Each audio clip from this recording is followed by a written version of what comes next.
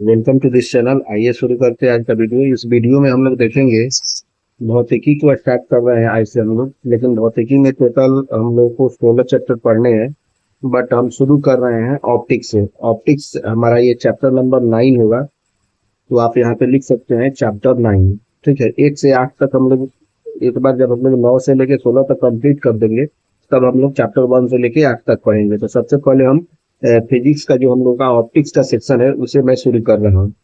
तो ऑप्टिक्स के अंतर्गत हम लोग आज से शुरू कर रहे हैं। तो सबसे ये हमारा चैप्टर नंबर 9 होगा। हालांकि 1 से 8 तक, जब चैप्टर 9 से 16 तक मैं पढ़ा दूंगा, तो उसके बाद में चैप्टर 1 से शुरू करूंगा। तो सबसे पहले शुरुआत कर रहे हैं ऑप्टिक्स में कि प्रकाश किसे कहते हैं। प्रकाश मतलब प्रकाश को हम लोग इंग्लिश में लाइट कहते हैं, यानी कि लाइट। सबसे पहले यहीं से पूरा बेसिक से शुरुआत कर रहे हैं। हालांकि ये सब चीज को आप क्लास 10th में भी पढ़े होंगे। तो प्रकाश एक प्रकार का ऊर्जा का स्रोत है, ये सभी आप सब जानते हैं। पर इसका एक सही डिफिनेशन ये होगा कि प्रकाश वह विद्युत चुंबकीय अनुप्रस्थ तरंग है। प्रकाश वह विद्युत चुंबकीय, एक प्रकार का प्रकाश तरंग भी होता है। प्रकाश वह विद्युत चुंबकीय अनुप्रस्थ तरंग है। प्रकाश वह विद्युत चुंबकीय अनुप्रस्थ तरंग है। अनुप्रस्थ तरंग है। अनुप्रस्थ तरंग है जो जो स्वयं अदृश्य होते हुए भी जो स्वयं अदृश्य होते हुए भी जो स्वयं अदृश्य होते हुए भी दूसरे वस्तु की दृश्यता की दूसरे वस्तु की दृश्यता की अनुभूति पैदा करता है। दूसरे वस्तु की दृश्यता की अनुभूति पैदा करता है। अनुभूति पैदा करता है, इसे हम लोग कहते हैं प्रकाश। ठीक है, बेसिकली प्रकाश में मतलब क्लास 12 में क्या क्या पढ़ना है। वास्तव में प्रकाश के 2 टाइप्स है। तो आप सबसे पहले मैं इसको डिफाइन करके रहा हूँ, और वो सभी चीज को हम लोग को क्लास 12 में पढ़ना है। यहाँ पे प्रकाश जिसे हम लोग क्या बोलते हैं, ऑप्टिक्स कहते हैं। ठीक है, इसके बेसिकली 2 टाइप्स है। ठीक है, 2 टाइप्स कौन कौन से हैं। एक पहला टाइप है हमारा किरण प्रकाश की। किरण प्रकाश की किरण प्रकाश की जिसे हम लोग बोलते हैं रे ऑप्टिक्स। Ray optics. ठीक है, और दूसरा नंबर पे है हमारा तरंग प्रकाश की। तरंग प्रकाश की तरंग प्रकाश की जिसे हम लोग बोलते हैं वेव ऑप्टिक्स। Wave optics. ठीक है, फिर उसके बाद में किरण प्रकाश की बेसिकली जो है होता है वह कणिका सिद्धांत के आधार पर काम करता है। मतलब कि यह तरंग तरंग किरण किरण प्रकाश की जो होता है वह न्यूटन के कणिका सिद्धांत पे काम करता है। न्यूटन के कणिका सिद्धांत पे काम करता है। न्यूटन के कणिका सिद्धांत पे काम करता है। ठीक है, और ज्यादातर इसमें हम लोग अध्ययन करते हैं कि प्रकाश जो होता है निश्चित रूप से सीधी रेखा में गमन करता है। ठीक है ना, इसी का हम लोग अध्ययन करते हैं। और इसके अंतर्गत हम लोग लगभग 3 चीजों का अध्ययन करते हैं। सबसे पहला अध्ययन करेंगे हम लोग परावर्तन का। प्रकाश के परावर्तन का अध्ययन हम लोग किरण प्रकाशिकी के अंतर्गत करेंगे। दूसरा अध्ययन करेंगे हम लोग प्रकाश के अपवर्तन का अध्ययन करेंगे। ठीक है, और तीसरा नंबर हम लोग यहाँ पे अध्ययन करेंगे प्रकाश के वर्ण विक्षेपण का अध्ययन करेंगे। ये सारा चीज क्लास 10th में भी पढ़ना था। हालांकि थोड़ा थोड़ा हम लोग यहाँ पे इलिबरेट करके पढ़ेंगे। यानी कि किरण प्रकाशिकी के अंतर्गत हम लोग प्रकाश के परावर्तन, अपवर्तन और वर्ण विक्षेपण का अध्ययन करेंगे। ठीक उसी तरह से प्रकाश का जो यहाँ पे तरंग प्रकाशिकी है, तो इसके अंतर्गत सबसे पहला हम लोग अध्ययन करेंगे व्यतिकरण का अध्ययन करेंगे। व्यतिकरण। दूसरा नंबर पे हम लोग अध्ययन करेंगे यहाँ पे विवर्तन। विवर्तन का अध्ययन करेंगे। और तीसरा नंबर हम लोग अध्ययन करेंगे आपका ध्रुवन का अध्ययन करेंगे। ठीक है, यानी कि इस तरह से किरण प्रकाशिकी और तरंग प्रकाशी टोटल 6 टॉपिक हम लोगों को पढ़ने हैं। इसमें परावर्तन, अपवर्तन, वर्ण विक्षेपण, व्यतिकरण, विवर्तन और ध्रुवन। तो 1 बाई 1 हम लोग शुरुआत कर रहे हैं। आज हम शुरुआत कर रहे हैं प्रकाश के परावर्तन से। ठीक है, तो नेक्स्ट टॉपिक आप लिख लीजिए परावर्तन। परावर्तन बेसिकली किसका परावर्तन? तो प्रकाश का परावर्तन हम लोग शुरुआत कर रहे हैं। लिखिएगा प्रकाश का परावर्तन। तो प्रकाश का परावर्तन को हम लोग इंग्लिश में बोलते हैं रिफ्लेक्शन ऑफ लाइट।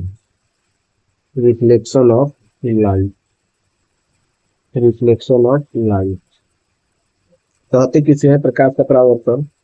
तो सपोज कीजिए कि मतलब होता क्या है कि जब कोई भी प्रकाश की किरण किसी भी सतह पर पड़ती है तो पुनः अपने ही माध्यम में लौट जाती है, तो इस घटना को ही हम लोग प्रकाश का परावर्तन कहते हैं। जैसे मान लीजिए कि कोई यहाँ पे, सपोज कीजिए कि कोई यहाँ पे एक, मान लीजिए कि गिलास ही कोई दिया हुआ है, रखा हुआ है सफेद करो, और गिलास टाइप से कुछ चीज है। ठीक है, तो वो मान के चलिए कि यहाँ से कोई प्रकाश की किरण इस पे पड़ रही है। ठीक है, तो प्रकाश की किरण पड़ने के बाद में ये क्या होगी?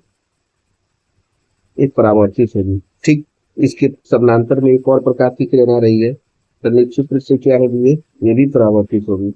ठीक, एक और प्रकाश की किरण आ रही है। इस तरह से बहुत सारी अनंत प्रकाश की किरण आएगी, जब परावर्तित होने के बाद में एक जगह पड़ेगी।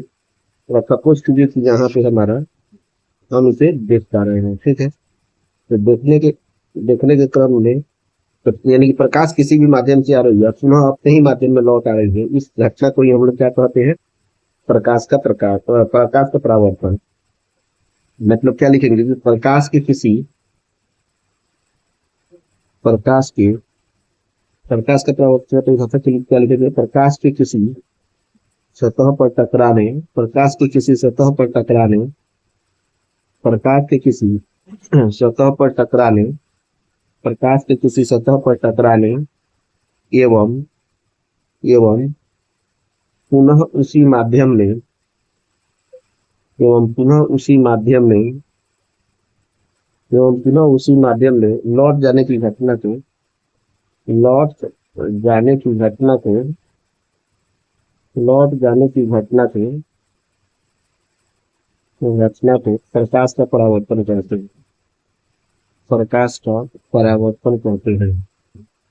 प्रकाश का परावर्तन कहते हैं। प्रकाश का परावर्तन कहते हैं। ठीक है, प्रकाश का परावर्तन हमने देख लिया कि प्रकाश, कोई भी प्रकाश की किरण किसी सतह पर टकराती है, पुनः अपने ही माध्यम में लौट जाती है, उसे ही प्रकाश का परावर्तन कहते हैं। अब हम लोग इसके बाद में प्रकाश के परावर्तन के नियम को पढ़ लेंगे। ठीक है, अगला हेडिंग आप लीजिएगा परावर्तन के नियम। परावर्तन के नियम, बेसिकली परावर्तन के जो नियम होते हैं, वह परावर्तन के 2 नियम होते हैं। सबसे पहले डायग्राम हम बना ले रहे हैं।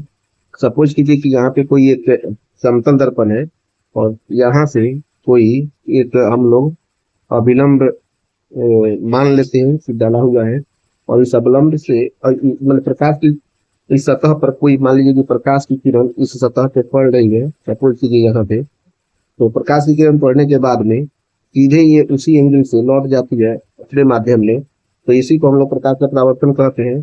कि इस ये प्रकाश की किरण जो आ रही है, इसको हम लोग बोलते हैं आपतित किरण। क्या कहते हैं? आपतित किरण। आपतित किरण बोलते हैं, और इसी को हम लोग बोलते हैं इंसिडेंट रे। क्या कहते हैं? Incident ray. फिर उसके बाद में ये हमारा हो गया परावर्तित किरण। परावर्तित किरण, परावर्तित किरण, इसको हम लोग बोलते हैं रिफ्लेक्टेड रे। Reflected ray.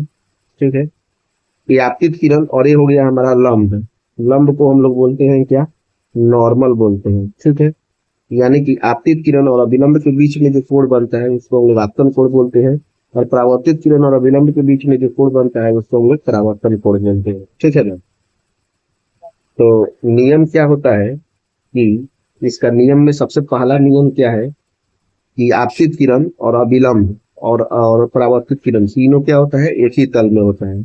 लिखिएगा आपतित किरण, आपतित किरण, आपतित किरण, परावर्तित किरण, परावर्तित किरण, परावर्तित किरण एवं लंब, एवं लंब, तीनों एक ही तल में होता है। तीनों एक ही तल में होते हैं, एक ही तल में होते हैं। ठीक है, ये पहला नियम, एक ही तल में होते हैं, ये हमारा पहला नियम होगा। दूसरा नियम क्या है कि आपतन कोण परावर्तन कोण के बराबर होता है। ठीक है, आपतन कोण, ये आपतन कोण आई परावर्तन कोण आर के बराबर होता है, यानी कि लिख सकते हैं angle of I is equal to angle of R, यानी कि आपतन कोण परावर्तन कोण के बराबर होता है। अगला कंसेप्ट एक हम देख लेंगे, जैसे मान लीजिए कि कोई एक समतल दर्पण है, ठीक है, और इस समतल दर्पण पे कोई एक प्रकाश की किरण लंबवत पड़ रही है, तो यहाँ पे हम लोग को बताना है कि एंगल ऑफ आई कितना होगा। तो देखिए, जब कोई भी प्रकाश की किरण यदि लंबवत पड़ती है तो वहां पे आपतन कोण 0 हो जाता है, और निश्चित रूप से आपतन कोण परावर्तन कोण के बराबर होता है, तो निश्चित रूप से परावर्तन कोण भी यहाँ पे इस कंडीशन में क्या होगा, 0 ही होगा। तो यहाँ पे ज्यादातर लोग समझ लेते हैं कि आपकी किरण यदि लंबवत पड़ रही है तो निश्चित रूप से उसका आपतन कोण जो होगा 90 डिग्री हो जाएगा, लेकिन नहीं, यदि आप किरण अगर लंबवत पड़ रही है तो आपतन कोण 0 डिग्री होगा और परावर्तन कोण भी 0 डिग्री होगा। ये थोड़ा समझने वाली बात है। ठीक है, अब उसके बाद में नेक्स्ट हम लोग देख लेते हैं कि प्रकाश के परावर्तन के प्रकार। अगला पॉइंट लिखिएगा, परावर्तन के प्रकार, परावर्तन के प्रकार, परावर्तन के प्रकार के अंतर्गत जो हो जाएगा, यानी कि टाइप्स ऑफ रिफ्लेक्शन हम लोग पढ़ेंगे। Types of reflection, type of reflection, प्रकाश के परावर्तन के प्रकार में दो परावर्तन के प्रकार होती है। एक जो होता है वह होता है नियमित परावर्तन, नियमित परावर्तन। हालांकि क्लास 12 में तो कभी पूछेगा नहीं डिफिनेशन में, बट मैं सारा चीज पढ़ा रहा हूँ तो इसीलिए मैं इसका भी जिक्र कर दे रहा हूँ। इसको हम लोग बोलते हैं इंग्लिश में रेगुलर रिफ्लेक्शन। 10th में आप पढ़े होंगे अच्छे तरीके से। नियमित परावर्तन क्या होता है, मान लीजिए कि यहाँ पे एक प्रकाश की समतल दर्पण है और इस समतल दर्पण से कोई भी प्रकाश की किरण पड़ रही है तो निश्चित रूप से ये परावर्तित हो जाएगी, और ये इसका नियमित परावर्तन होगा। मतलब प्रकाश की किरण जितने एंगल से आपतित होगी ठीक उतना ही एंगल से क्या हो जाएगी, परावर्तित हो जाएगी। जितने एंगल से आपतित होगी और उतने ही एंगल से क्या हो जाएगी, ये परावर्तित हो जाएगी। यानी आप देख रहे हैं इसका एक तरह से प्रकाश का क्या हो रहा है, नियमित परावर्तन हो रहा है। दूसरा नंबर पे हम देख रहे हैं अनियमित परावर्तन, इसको कहते हैं अनियमित परावर्तन। अनियमित परावर्तन का मतलब क्या हो जाता है कि irregular reflection, irregular irregular reflection. ठीक है, रिफ्लेक्शन, इरेगुलर रिफ्लेक्शन में क्या होता है कि यदि कोई माने समतल दर्पण न रहकर मान लीजिए कि कोई यहाँ पे खुरदरास सतह है, यहाँ से कोई भी प्रकाश की किरण आ रही है तो एक नियमित परावर्तन नहीं होता है। प्रकाश की आपतित किरण तो आई लेकिन इसका कोई नियमित परावर्तन नहीं है, किसी भी एंगल से आ रही है और किसी भी एंगल से जा रही है, तो इस टाइप के परावर्तन को हम लोग क्या बोलेंगे, अनियमित परावर्तन बोलेंगे। ठीक है, इस टाइप के परावर्तन को हम लोग अनियमित परावर्तन बोलेंगे। ठीक है ना, इस तरह से होगी। यानी कि परावर्तन के दो प्रकार हो गए, एक नियमित परावर्तन और एक हो गया आपका अनियमित परावर्तन। ठीक है ना, जिसमें जो नियमित परावर्तन में क्या होगा कि प्रकाश जिस एंगल से आएगी ठीक उसी एंगल से परावर्तित हो जाएगी और उसका नियमित परावर्तन होगा। लेकिन अनियमित परावर्तन में इसका जो दर्पण होगा तो वह समतल दर्पण न होकर एक तरह से खुरदरा सतह होगा जहां से प्रकाश की किरण आएगी और अलग अलग एंगल पर परावर्तित होगी, तो ये इसको हम लोग बोलेंगे अनियमित परावर्तन। अब उसके बाद में हम लोग नेक्स्ट देखते हैं, नेक्स्ट लिखिएगा प्रतिबिंब किसे कहते हैं। ठीक है ना, प्रतिबिंब लिखिएगा, अगला टॉपिक हमारा। यहाँ से हम लोग शुरू कर रहे हैं अपना मेन टॉपिक को, प्रतिबिंब जिसे हम लोग बोलते हैं इमेज, यानी कि इमेज जिसे कहते हैं। ये सब छोटे छोटे डिफिनेशन से भी हम लोग पढ़ते जा रहे हैं। तो प्रतिबिंब क्या होगा, प्रतिबिंब वास्तव में होगा, देखिए परावर्तन या अपवर्तन अगर कहते हैं तो परावर्तन या अपवर्तन के पश्चात दो या दो से अधिक प्रकाश की किरणें जिस बिंदु पर मिलती है या मिलती हुई प्रतीत होती है, मैंने काटती है या काटती हुई प्रतीत होती है, वह बिंदु वस्तु का क्या कहलाता है, प्रतिबिंब कहलाता है। यानी कि हम लोग कह सकते हैं प्रतिबिंब बनने के लिए कम से कम दो प्रकाश किरणों का मिलना बहुत ही आवश्यक है। यानी कि दो प्रकाश की किरण आपतित या परावर्तित होने के बाद में, मैंने परावर्तन या अपवर्तन के बाद में जिस बिंदु पर काटती है या काटती हुई प्रतीत होती है उसी बिंदु को हम लोग उस वस्तु का प्रतिबिंब कहते हैं। ठीक है ना, और प्रतिबिंब दो प्रकार का होता है, एक होता है वास्तविक प्रतिबिंब, एक होता है आभासी प्रतिबिंब। तो सबसे पहले हम लोग प्रतिबिंब का डिफिनेशन लिख लेते हैं। क्या लिखेंगे कि परावर्तन या अपवर्तन के पश्चात, लिखिएगा, परावर्तन या अपवर्तन के पश्चात, परावर्तन या अपवर्तन के पश्चात, परावर्तन या अपवर्तन के पश्चात, परावर्तन या अपवर्तन के पश्चात जब दो या दो से अधिक, जब दो या दो से अधिक, जब दो या दो से अधिक, जब दो या दो से अधिक प्रकाश किरणें, प्रकाश की किरणें, प्रकाश की किरणें, किरणें किसी बिंदु पर एक दूसरे को काटती है, किसी बिंदु पर, किसी बिंदु पर एक दूसरे को काटती है, एक दूसरे को काटती है, एक दूसरे को काटती है या काटती हुई प्रतीत होती है, या काटती हुई प्रतीत होती है, काटती हुई प्रतीत होती है, या काटती हुई प्रतीत होती है, प्रतीत होती है, तो वह बिंदु, तो वह बिंदु, वह बिंदु वस्तु का प्रतिबिंब कहलाता है, वस्तु का प्रतिबिंब कहलाता है, वस्तु का प्रतिबिंब कहलाता है, वस्तु का प्रतिबिंब कहलाता है। ठीक है, अगला लिखेंगे प्रतिबिंब के प्रकार। कितने प्रकार होते हैं प्रतिबिंब के, लिख लीजिए। प्रतिबिंब के प्रकार, प्रतिबिंब के जो होते हैं, प्रतिबिंब के प्रकार, प्रतिबिंब के दो प्रकार होते हैं। ठीक है, नंबर 1 प्रकार क्या होगा, वास्तविक प्रतिबिंब, वास्तविक प्रतिबिंब, वास्तविक प्रतिबिंब, वास्तविक प्रतिबिंब। ठीक है, वास्तविक प्रतिबिंब में क्या होता है कि इसका प्रतिबिंब, वास्तविक प्रतिबिंब में हमेशा वास्तविक प्रतिबिंब उल्टा बनता है, या इसे उल्टा उल्टा प्रतिबिंब को ही पर्दे पर प्राप्त किया जा सकता है। इसे वास्तविक प्रतिबिंब को पर्दे पर प्राप्त किया जा सकता है, पर्दे पर प्राप्त किया जा सकता है, किया जा सकता है। ठीक है, दूसरा नंबर प्रतिबिंब है आपका आभासी प्रतिबिंब, आभासी प्रतिबिंब। और आभासी प्रतिबिंब हमेशा क्या होता है, सीधा होता है, और आभासी प्रतिबिंब को पर्दे पर प्राप्त नहीं किया जा सकता है, पर्दे पर प्राप्त नहीं किया जा सकता है, पर्दे पर प्राप्त नहीं किया जा सकता है, नहीं किया जा सकता है। आप इसका फेयर बना लीजिए, और हम लोग यहाँ पे पूरा objective question, short question, long question सभी चीज करेंगे हम लोग। ठीक है ना। उसके बाद में अब हम लोग नेक्स्ट टॉपिक पढ़ते हैं, दर्पण किसे कहते हैं। ठीक है कि नहीं, दर्पण किसे कहते हैं इसे हम लोग देख लेते हैं।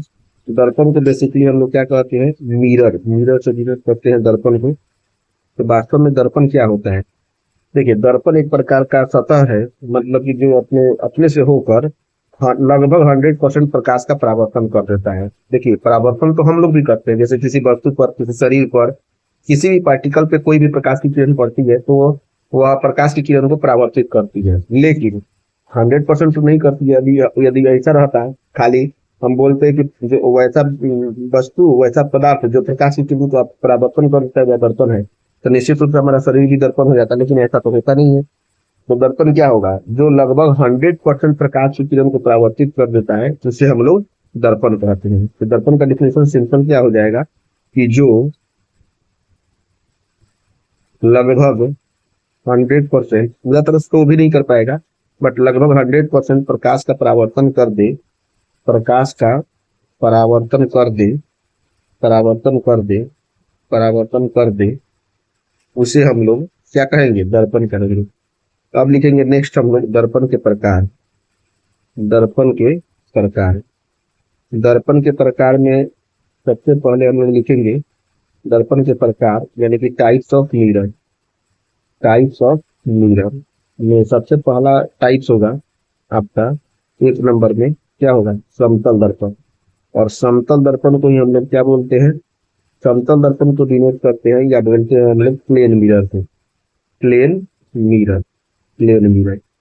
तो समतल दर्पण क्या होगा, वैसा दर्पण जिसका परावर्तक सतह समतल होता है उसे हम लोग समतल दर्पण कहते हैं। ठीक है ना, इसका एक सतह चमकीला और एक सतह क्या होता है, खुरदुरा होता है। दूसरा नंबर में हम लोग देख लेते हैं गोलीय दर्पण किसे कहते हैं। गोलीय दर्पण बेसिकली इसको हम लोग बोलते हैं एस्फेरिकल मिरर। क्या बोलते हैं, एस्फेरिकल मिरर। गोलीय दर्पण वास्तव में दो प्रकार का होता है। एक होता है हमारा अवतल दर्पण, अवतल दर्पण, अवतल दर्पण। अवतल दर्पण को कहते हैं हम लोग कनकेव मिरर। क्या कहते हैं, कनकेव मिरर। ठीक है ना, यानी जिस दर्पण का परावर्तक सतह अवतल दर्पण, जिस दर्पण का परावर्तक सतह धंसा हुआ होता है, जैसे मान लीजिए कि ये हुआ, ठीक है, और इसका परावर्तक सतह निश्चित रूप से धंसा हुआ है, तो ये हमारा हो जाएगा कनकेव मिरर। ठीक है, और दूसरा नंबर में हो जाएगा तुम्हारा उत्तल दर्पण। और उत्तल दर्पण को हम लोग कहते हैं कन्वेक्स मिरर। क्या कहते हैं, कन्वेक्स मिरर। तो उत्तल दर्पण में क्या होता है कि जिस दर्पण का परावर्तक सतह उभरा हुआ होता है उसे हम लोग उत्तल दर्पण या कन्वेक्स मिरर कहते हैं। और उसके बाद में एक और होता है दर्पण, इसी में तीसरा नंबर जो दर्पण होता है वो होता है परवलयाकार दर्पण। क्या होता है, परवलयाकार दर्पण, परवलयाकार दर्पण। यानी कि परवलयाकार दर्पण को हम लोग बोलते हैं पैराबोलिक मिरर। क्या बोलते हैं, पैराबोलिक मिरर। ठीक है, पैराबोलिक मिरर हो गया। तो इसमें क्या हो जाएगा, इसका जो रहेगा ये वाला हमारा हो जाएगा परवलयाकार दर्पण। ठीक है ना, इस तरह से हमने ये जितने भी दर्पण के प्रकार होते हैं जो हम लोग को पढ़ने हैं वो सभी हम लोग यहाँ पे देख लिए। तो आज की क्लास में हम लोग इतना ही रहने देते हैं और कल के क्लास में हम लोग दर्पण से शुरुआत करेंगे। वीडियो देखने के लिए थैंक यू वेरी मच।